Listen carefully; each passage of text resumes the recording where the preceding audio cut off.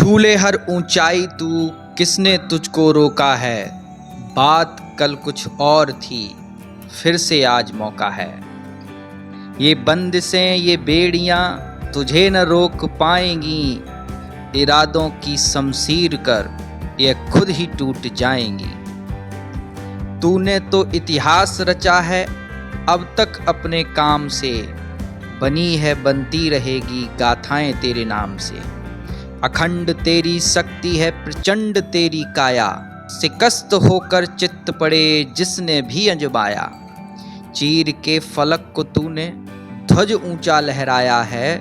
Sir उठा के देख ले वह वक्त फिर आया है, वह वक्त फिर आया है। जी हाँ, ऐसा ही कुछ आज देखने को मिला 8 मार्च को अंतर्राष्ट्रीय महिला दिवस के उपलक्ष्य में नीलम ग्रुप ऑफ इंस्टीट्यूशन के द्वारा एक विचार गोष्ठी का आयोजन किया गया, जिसमें आगरा के प्रतिष्ठित संस्थान सेंटर फॉर एम्बिशन के प्रतिनिधित्व मंडल को महिला शिक्षा एवं सशक्तिकरण के विषयों पर प्रकाश डालने के लिए अवसर प्रदान किया गया।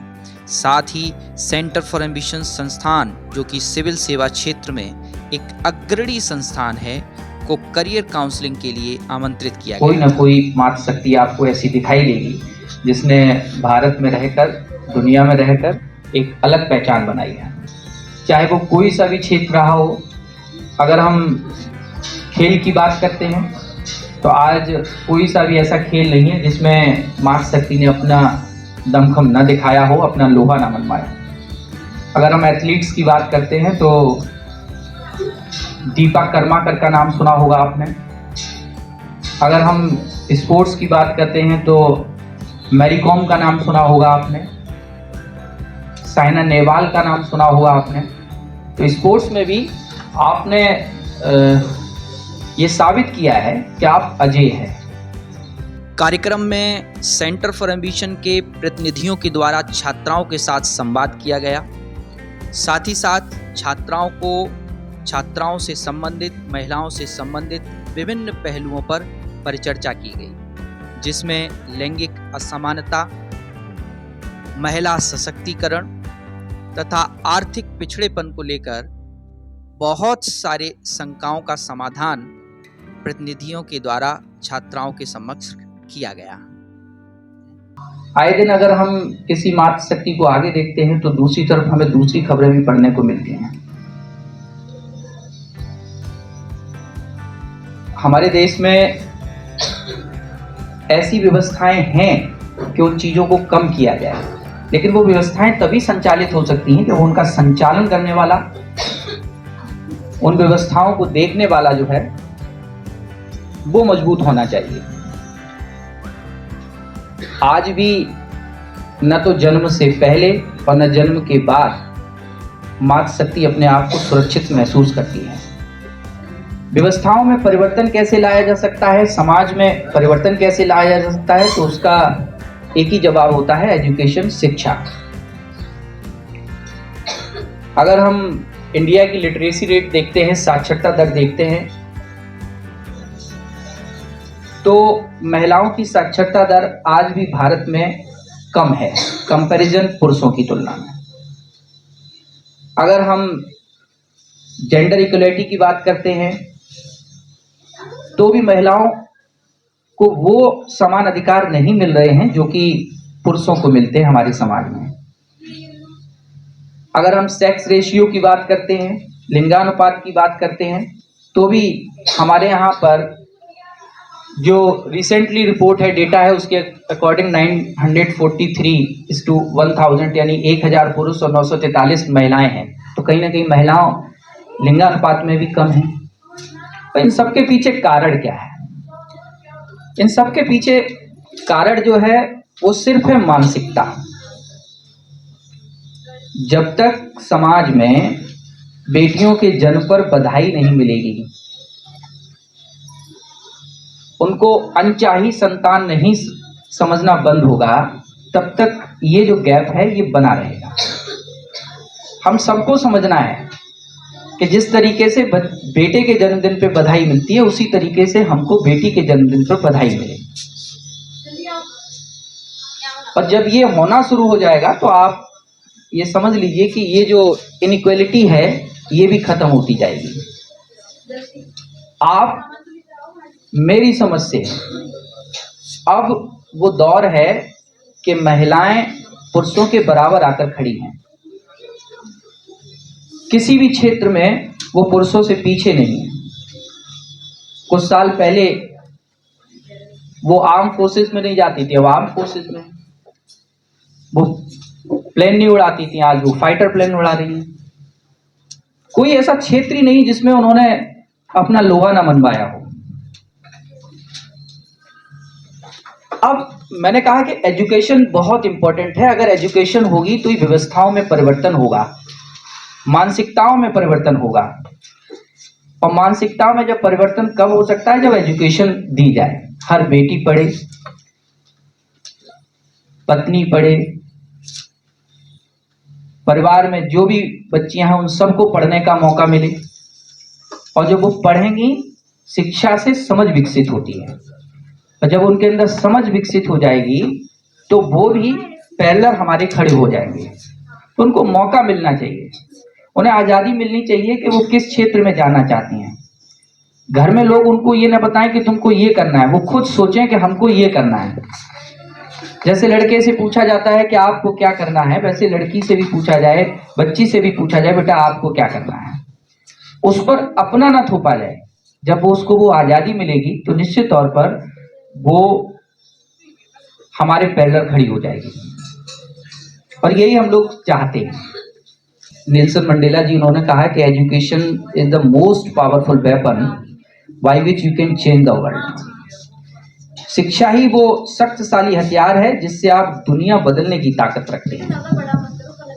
तो एजुकेशन मिलनी चाहिए, और एजुकेशन के साथ साथ उस एजुकेशन का हमको पर्पस पता होना चाहिए कि हम शिक्षा क्यों प्राप्त कर रहे हैं।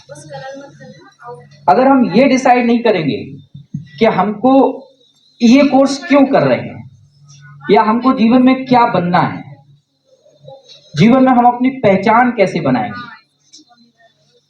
लोग जन्म लेते जाएंगे, लोगों की मृत्यु होती जाएगी, लेकिन याद उन्हीं को किया जाएगा जो कुछ अच्छा करके जाएंगे। तो अगर हम चाहते हैं कि हमको लोग जाने, हमको लोग पहचाने, हमारे होते हुए भी और हमारे न होने पर भी हमारी बात हो, हमारी चर्चा हो, तो हमको कुछ ऐसा करना होगा जिसका समाज में, जिसका देश में, जिसका क्षेत्र में हमें लोग बधाई दें। ऐसे कुछ काम करने होंगे। शिक्षा ही वो ऐसा क्षेत्र है जिससे आप अपने हर सपने को, हर समस्या का समाधान कर सकते हैं, हर सपने को पूरा कर सकते हैं। मैं ऐसा मानता हूं। तो एजुकेशन इंस्टीट्यूट आपको प्रोवाइड कर रहे हैं, लेकिन इनके साथ साथ ये भी जरूरी है कि अभी से आप ये डिसाइड करें कि आपको जीवन में करना क्या है। हमें अपना लक्ष्य निर्धारित करना होगा, लक्ष्य विहीन नहीं रहना है। और अब अगर आपने लक्ष्य नहीं रखा तो आप ये समझ लीजिए कि उम्र के 25 साल जो शुरू के हैं वही करियर बनाने के होते हैं। उन 25 वर्षों में अगर आपने अपना करियर बना लिया, देन वेल एंड गुड, बहुत अच्छी बात है। आप आगे का जीवन बहुत बढ़िया आपका कटेगा। अगर हमने 25 साल अपने निकाल दिए और करियर के बारे में सोचा नहीं, तो फिर आगे का जीवन जो है वो आपका संघर्ष में बीतेगा। और जो कुछ 25 वर्षों में आपने उपलब्धि हासिल की होगी उसका भी महत्व धीरे धीरे कम होता जाएगा। तो हमको ये समझना है कि ये समय जो है यूथ का, ये बहुत इंपॉर्टेंट समय है, इसको खाली नहीं जाने देना है। हम अपनी रुचि, अपना इंटरेस्ट जाने कि हमारा किस क्षेत्र में इंटरेस्ट है, किस क्षेत्र में रुचि है, और उस रुचि के लिए, उस रुचि से संबंधित अपने लक्ष्य को निर्धारित करें और लक्ष्य के लिए अपना कार्य प्रारंभ करें। अब इंतजार करने का समय नहीं है। तो इंतजार करोगे तो मैंने कहा कि फिर आपको आगे पछताना पड़ेगा। संघर्ष बढ़ता ही जाएगा। स्ट्रगल जॉब्स के लिए, आपको लाइफ सर्वाइवलिटी के लिए धीरे धीरे बढ़ ही रहा है। और अगर ये संघर्ष इसी तरीके से बढ़ता रहा तो अगर आपने उस संघर्ष के प्रति अपने आप को फिट नहीं किया तो एक रूल है डार्विन का, सर्वाइवल ऑफ द फिटेस्ट, योग्यतम की उत्तरजीविता। जो योग्य होगा वही जीवित रहेगा जो योग्य नहीं रहेगा, जो योग्य नहीं होगा वो अपने आप को जीवित नहीं रख पाएगा। कहने का मतलब है कि इस समय जरूरत यह है कि आप अपने करियर को समझें कि आपको करना क्या है, लक्ष्य निर्धारित करें अपना। हम स्पेशली जो यहाँ पर हैं, मैं अपना परिचय दे देता हूँ। मेरा इंस्टीट्यूट है centre for ambition. Centre for ambition 2004 में एस्टेब्लिश किया गया था और स्पेशली स्पेशलाइज्ड है ये सिविल सर्विसेज के लिए। सिविल सर्विसेज आज आप सम्मान करने के लिए बैठे हैं, कुछ आपके अधिकारीगण यहाँ पर आएंगे मुझे लगता है, लेकिन इस जिले का सबसे बड़ा अधिकारी कौन होता है? जिलाधिकारी, डीएम, डिस्ट्रिक्ट मजिस्ट्रेट। पुलिस प्रशासन का जो सबसे बड़ा अधिकारी होता है वो होता है एसपी, सुपरिटेंडेंट ऑफ पुलिस। ये सबसे बड़े पद मिलते कैसे हैं, कौन लोग हैं, किस तरीके से इन पदों पर जाते हैं, ये समझाने के लिए मैं आपको यहां पर आया हूं। मैं उस बड़े ख्वाब के बारे में आपसे चर्चा करने आया हूं जो अपने जीवन में कभी ना कभी कोई ना कोई व्यक्ति जरूर सोचता है कि हमको ऐसा बनना है। सब सोचते हैं कि हम सबसे बड़े पदों पर रहें। जिलाधिकारी जिले का राजा है, सारे विभाग उसके अंडर में हैं, प्रशासन की सारी इकाइयां उसके हाथ में होती हैं। और वो जिलाधिकारी बनता कैसे? बहुत ही सामान्य स्टूडेंट रहता है वो। इस पद पर जाने के लिए आपको क्या करना है वो बताने के लिए हम आपके पास आए हैं। नीलम ग्रुप ऑफ इंस्टीट्यूशन ने हमको ये मौका दिया, मैं उनका आभारी हूं। सेंटर फॉर एम्बिशन आगरा में एक इंस्टीट्यूट है और 21 वर्ष हमको हो गए हैं इस इंस्टीट्यूट को रन करते हुए। इन 20 वर्षों में, 21वां वर्ष चल रहा है, इन 20 वर्षों में बहुत सारे ऐसे स्टूडेंट जो आप ही की तरह हमारे पास आए थे और जब हमारे यहां से गए तो वो अधिकारी बन के गए। ऐसा नहीं कि ईश्वर ने उनको कुछ अलग से दे दिया है, ऐसा नहीं है कि गॉड गिफ्टेड उनके पास है, सब यहीं से सीखते हैं, इसी स्टेज से, जीरो से ही शुरुआत करते हैं। बस क्या है कि सोच उनकी शुरुआत से ही रहती है कि उनको आईएएस अधिकारी बनना है, उनको प्रशासन चलाना है, उन्हें सही प्रकार से इस क्षेत्र के या जहां भी उनकी पोस्टिंग होगी वहां पर योजनाओं को लागू करना है, व्यवस्थाओं को संचालित करना है। ये सोच उनकी शुरू से ही होती है। अगर हम एलिजिबिलिटी की बात करते हैं कि आईएएस अधिकारी बनने के लिए क्या क्या योग्यताएं होनी चाहिए, क्या मैं आईएएस अधिकारी बन सकती हूं या बन सकता हूं, तो देखिए बहुत ही सिंपल एलिजिबिलिटी है कि आपने ग्रेजुएशन किया हो, चाहे आप 3rd डिवीजन ग्रेजुएट हो, आपने सिर्फ 33% मार्क्स लाकर ग्रेजुएशन कंप्लीट कर ली हो, चाहे आप बीए हो, चाहे बीएससी हो, चाहे बीकॉम हो, चाहे बीबीए हो, चाहे बीटेक हो, चाहे आप कोई भी स्ट्रीम जो कि यूनिवर्सिटी रिकॉग्नाइज्ड होती है, किसी भी स्ट्रीम से आपने ग्रेजुएशन किया हो। जरूरी नहीं कि आप साइंस साइड के हो, जरूरी नहीं कि आप आर्ट साइड के हो, जरूरी नहीं कि आप कॉमर्स के हो, आप किसी भी स्ट्रीम के कैंडिडेट हैं, आप सिविल सर्विसेज में जा सकते हैं। सबके लिए दरवाजे खोल रखे हैं। भारत सरकार ने एक कमीशन बना दिया, UPSC, union public service commission, संघ लोक सेवा आयोग, उससे कहा कि सबके लिए द्वार खोलिए, सब सपने देखें, सब अधिकारी बन सकें, कोई ऐसी एलिजिबिलिटी मत रखिए जिससे सिलेक्टेड या फिल्टर होकर बच्चे यहां पर आए या कैंडिडेट्स आए। इसलिए बहुत सिंपल सा उन्होंने कर दिया कि ग्रेजुएट कैंडिडेट हो, चाहे वो बीए हो, बीएससी हो, बीकॉम हो, बीबीए हो, बीटेक हो, कुछ भी हो, बस ग्रेजुएट हो, चाहे वो 1st डिवीजन हो, 2nd डिवीजन हो, 3rd डिवीजन ही क्यों ना हो, वो भी आईएएस अधिकारी, जिले का जिलाधिकारी, जिले का सुपरिटेंडेंट ऑफ पुलिस, कप्तान बनने के लायक होगा, वो बन सकता है। तो ये कहना कि बहुत होशियार बच्चा या बहुत ही अच्छी डिग्री करने वाला कैंडिडेट ही जिले का जिलाधिकारी, डीएम बन सकता है, ऐसा नहीं है। इस पूर्वाग्रह से आप बाहर आइए, इस मिथ से आप अपने आप को बाहर निकालिए, ये झूठ है, ऐसा नहीं है। आपको मात्र ग्रेजुएट करना है, चाहे आप कितनी भी परसेंट हो आपकी, आप ग्रेजुएशन कंप्लीट कर लिए है आपने, तो आप सिविल सेवा में जा सकते हैं। दूसरी बात, हम दूसरी तरफ चलते हैं कि मिथ ये है कि इसमें बहुत पढ़ना होता है, 18-18 घंटे 20-20 घंटे हमको पढ़ना है। ऐसा नहीं होता है, और ऐसा तो अभी भी आपके साथ नहीं है। आप अपनी जो भी पढ़ाई करते हैं, जो भी समय आपका है, 3-4-5 घंटे जो भी आप पढ़ते हैं, बस आप फोकस रहिए कि जब हमको पढ़ना है तो सिर्फ पढ़ना है। ऐसा नहीं कि वहीं आपने मोबाइल में रील चला ली और वहीं पर आप कॉपी पे लगा रहे हैं, तो फिर ये आईएएस नहीं बन सकता। ये रील में चला जाएगा, कुछ दिन बाद रील बनाने लगेगा। भैंस पे बैठे कर रील बनाएगा या पानी में कूद के रील बनाएगा, ठीक है। तो ये थोड़ा आपको करना है। आपको एकाग्र होकर आप दिन में जो भी घंटे निकालें, 2 घंटे 3 घंटे 4 घंटे, आप शुरुआत यहां से कर सकते हैं।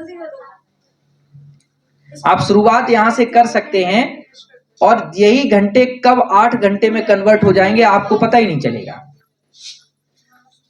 हमारे यहाँ जो हॉस्टल है, उस हॉस्टल में इस समय 65 गर्ल्स जो है वो सिविल सर्विसेज की तैयारी के लिए रह रही हैं, अपने घर को छोड़कर हमारे यहाँ पर रह रही हैं। इनमें से बहुत सारी ऐसी गर्ल्स भी हैं जो यूपी की नहीं है, 2 या 3 शायद कलकत्ता की हैं। वो बंगाल से हमारे यहाँ पर पढ़ने आई, सिविल सर्विसेज का सपना लेकर आई हैं और यहाँ तैयारी कर रहे हैं।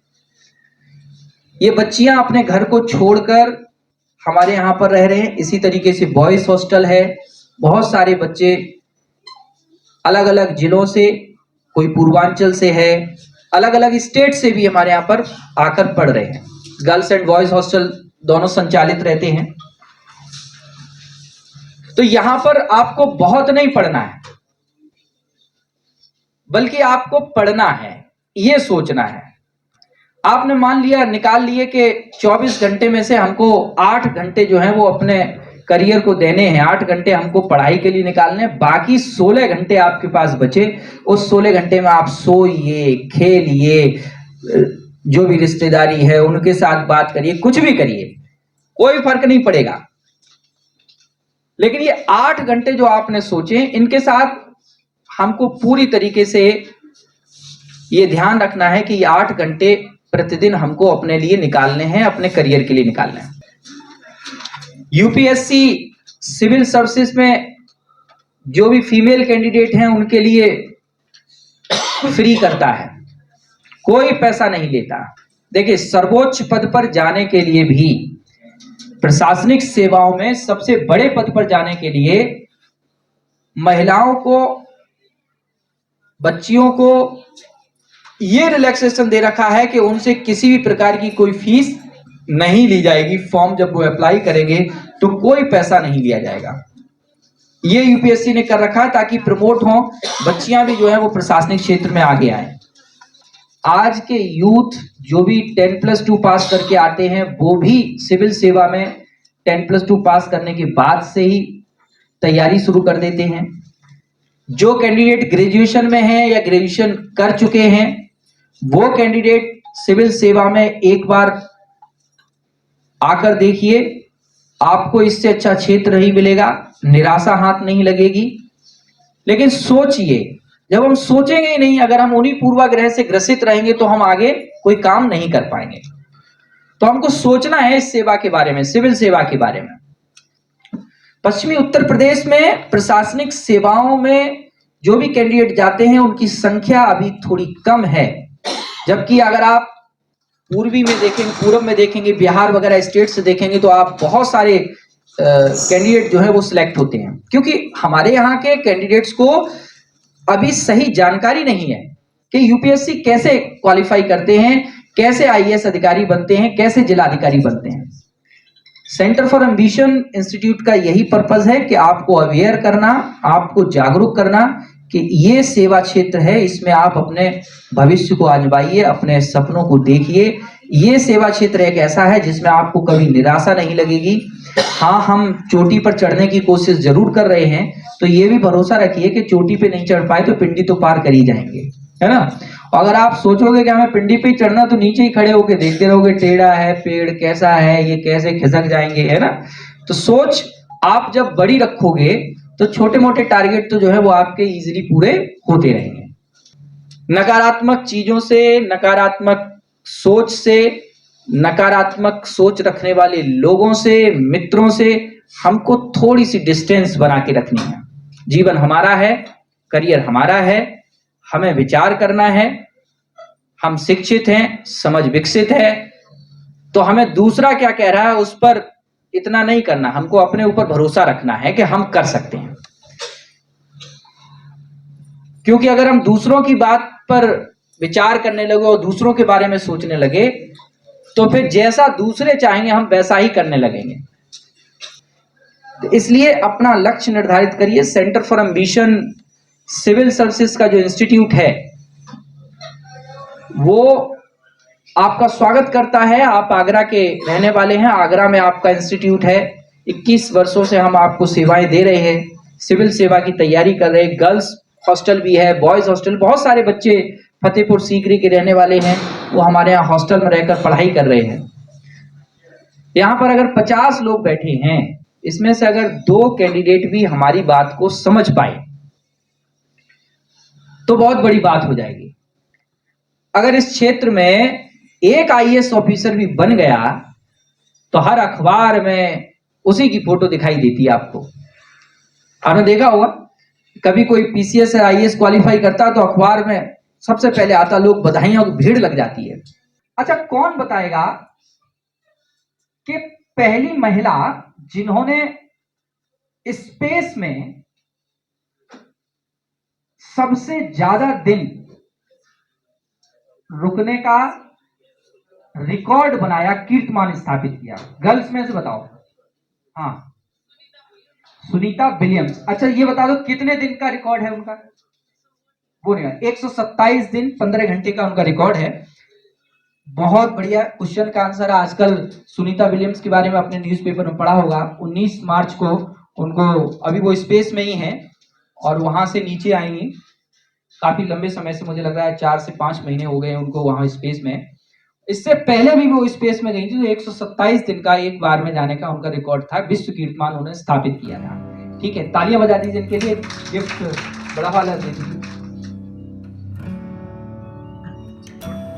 देखो बहुत सारे गिफ्ट्स हैं हमारे पास, आप बस आंसर देख जाएंगे। और हम कोशिश ये कर रहे हैं कि ज्यादातर गिफ्ट्स आज के दिन जो है वो मातृ शक्ति को मिले, नारी शक्ति को मिले, गर्ल्स को मिले, जो भी यहाँ प्रेजेंट हैं। और बॉयज को लेकिन हम पीछे नहीं छोड़ेंगे, उनके लिए गिफ्ट्स लाए हैं, बस आप जवाब दीजिए।